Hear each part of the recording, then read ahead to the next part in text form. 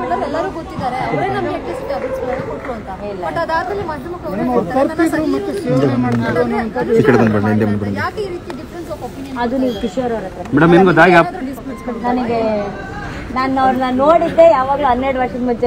ಅವ್ರ ಡಿಸ್ಪ್ಯೂಟ್ ನನ್ನ ಬಗ್ಗೆ ನನಗೆ ಅದು ಗೊತ್ತಿಲ್ಲ. ಮೇಡಮ್, ಚಾರ್ಜ್ ಶೀಟ್ ಸಲ್ಲಿಕೆ ಹೊರಗಡೆ ಬಂದ್ರೆ ವಿಷಯ ಹೊರಗಡೆ ಬಂದ್ರೆ ನೀವು ಕಿಶೋರ್ ಅಮನ್ ಶೆಟ್ಟಿ ಜೊತೆಗೆ ಏನಾದ್ರು ಸಂಪರ್ಕ ಮಾಡಿ ಮಾತಾಡಿದ್ರ? ನಾನು ಅವತ್ತೂ ಮಾತಾಡಿಲ್ಲ, ಇವತ್ತೂ ಮಾತಾಡಿಲ್ಲ. ಈ 5 ವರ್ಷದ ಮುಂಚೆ ಅಥವಾ 12 ವರ್ಷದ ಮುಂಚೆ ನಾನು ಮಾತಾಡಿದ ನಂತರ ನಾನು ಮಾತೇ ಆಡಿಲ್ಲ ಸರ್. ಮೇಡಮ್, ತರುಣ್ ಆಕ್ಚುಲಿ ಇಲ್ಲಿ ಮೇನ್ ಆಗಿ ಸಂಬರ್ಗ್ ಅವರು ಆರೋಪ ಮಾಡ್ತಿದ್ರು. ತರುಣ್ ಅವರು ಈ ಚಾರ್ಜ್ ಶೀಟ್ ಅಲ್ಲಿ ಹೆಸರು ಹಾಕಿದ್ರೆ ಅನುಶ್ರೀ ಅವರ ಇನ್ನೊಂದಿಷ್ಟು ವಿಚಾರಗಳು ಹೊರಗಡೆ ಬರ್ತದೆ ಅಂತ ಸಂಬರ್ಗ್ ಅವರು ಹೇಳ್ತಾ ಇದ್ದಾರೆ. ಸೊ ಹಾಗೆ ನೀವೇನೇ ಸರ್ ಅವ್ರ ಹತ್ರ ಕೇಳ್ಕೊಳ್ಬಹುದು. ತರುಣ್ ಮತ್ತೆ ನಿಮ್ಮ ಫ್ರೆಂಡ್ಶಿಪ್ ಫ್ರೆಂಡ್ಶಿಪ್ ಅಲ್ಲ ಸರ್, ಅಂತ ವರ್ಡ್ಸ್ ಅಲ್ಲಿ ನೀವೇ ಹೇಳ್ಬಿಡ್ಬೇಡಿ. ಇಂಥ ಫ್ರೆಂಡ್ಶಿಪ್ ಎಲ್ಲ ಏನಿಲ್ಲ. ಅವರು ಕೂಡ ಆ ಶೋನ ಕೊರಿಯೋಗ್ರಾಫರ್ ಆಗಿದ್ರು.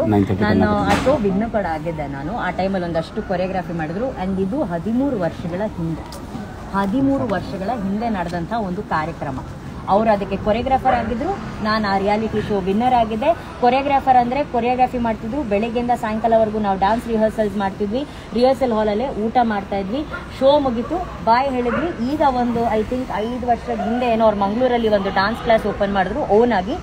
ಮೇಡಮ್, ಈ ಥರ ಒಂದು ಡಾನ್ಸ್ ಕ್ಲಾಸ್ ಓಪನ್ ಮಾಡಿದ್ದೀನಿ, ತಾವು ಬಂದು ಇನಾಗ್ರೇಟ್ ಮಾಡ್ಬೋದಾ ಅಂತ ಅಂದಾಗ ನನ್ನ ಪ್ರಕಾರ ನನಗೆ ಯಾವುದೋ ವಿದ್ಯೆ ಹೇಳ್ಕೊಟ್ಟವರು ಗುರುಸ್ಥಾನದಲ್ಲಿ ನಾನು ಇರ್ತೀನಿ. ನಾನು ಗುರುಸ್ಥಾನದಲ್ಲಿ ಇಟ್ಟು ಅಲ್ಲಿ ಹೋಗಿ ಅವ್ರ ಡಾನ್ಸ್ ಕ್ಲಾಸ್ನ ಇನಾಗ್ರೇಟ್ ಮಾಡಿ ವಾಪಸ್ ಬಂದ್ರು. ಮೇಡಮ್, ನಿನ್ನೆ ಅವರು ಒಂದು ಸ್ಟೇಟ್ಮೆಂಟ್ ಕೊಟ್ಟಿದ್ದಾರೆ.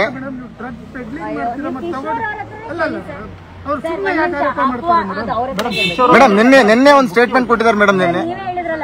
ಮೇಡಮ್, ಮಂಗಳೂರಲ್ಲಿ ನಿನ್ನೆ ಒಂದು ಸ್ಟೇಟ್ಮೆಂಟ್ ಕೊಟ್ಟಿದ್ದಾರೆ ಕಿಶೋರ್ ಅವರು. ಅದು ನನ್ನ ಡಾನ್ಸ್ ಕ್ಲಾಸ್ ಅಲ್ಲ, ಅದು ನನ್ನ ಪರಿಚಯ ಅವ್ರದ್ದು, ಹಾಗಾಗಿ ಬಂದಿದ್ರು ಅಂತ ಹೇಳಿ. ತರುಣ್ ಅವ್ರದ್ದು ಕಿಶೋರ್ ಅವರು ಹೇಳ್ತಿದ್ದಾರೆ. ಅಂದ್ರೆ ತರುಣ್ ಮತ್ತೆ ಅನುಶ್ರೀ ಅವರು ಒಂದು ರೂಮಲ್ಲಿ ಇರ್ತಾ ಇದ್ರು. ಸೊ ಅಲ್ಲಿ ಅವರು ಡ್ಯಾನ್ಸ್ ಪ್ರಾಕ್ಟೀಸ್ ಮಾಡೋ ಸಂದರ್ಭದಲ್ಲಿ ಡ್ರಗ್ಸ್ ತಗೊಳ್ತಾ ಇದ್ರು. ಈ ತರದ ಮಾತುಗಳು ಸ್ಟೇಟ್ಮೆಂಟ್ ಅಲ್ಲಿ ಕೊಡ್ತಾ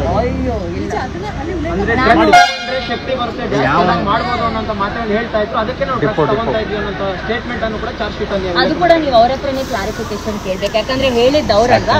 ಈಗ ನನ್ನ ಹತ್ರ ಹೌದಾ ಅಂತ ಕೇಳಿದ್ರೆ ನಾನು ಇಲ್ಲ ಅಂತ